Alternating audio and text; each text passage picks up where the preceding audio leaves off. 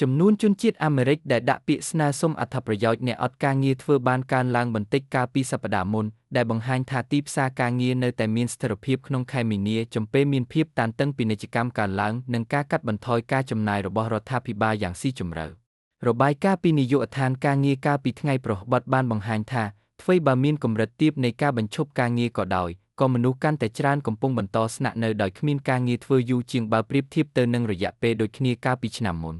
អ្នកសេដ្ឋកិច្ចនិយាយថាអត្រាការប្រាក់នៅតែខ្ពស់និងភាពមិនច្បាស់លាស់នៃគោលនយោបាយជាពិសេសជុំវិញពន្ធនាំចូលកំពុងធ្វើឲ្យក្រុមហ៊ុនមានការប្រុងប្រយ័ត្នចំពោះការបង្កើនបុគ្គលិក ការទាមទារគ្មានការងារធ្វើប្រចាំសប្តាហ៍របស់សហរដ្ឋអាមេរិកកើនឡើងពី 2,000 នាក់ដែលនាំឲ្យសប្តាហ៍នេះ 223,000 នាក់ដែលសប្តាហ៍មុនតែ 221,000 នាក់តែប៉ុណ្ណោះ អ្នកដឹកនាំសេដ្ឋកិច្ចអាមេរិកនៅ Oxford Economics បាននិយាយថាបុទិន្នន័យបន្តប្រាប់ពីការបញ្ឈប់ការងារក្នុងវិស័យឯកជនតិចតួចប៉ុន្តែឱកាសការងារមានកម្រិតសម្រាប់អ្នកដែលអត់ការងារធ្វើ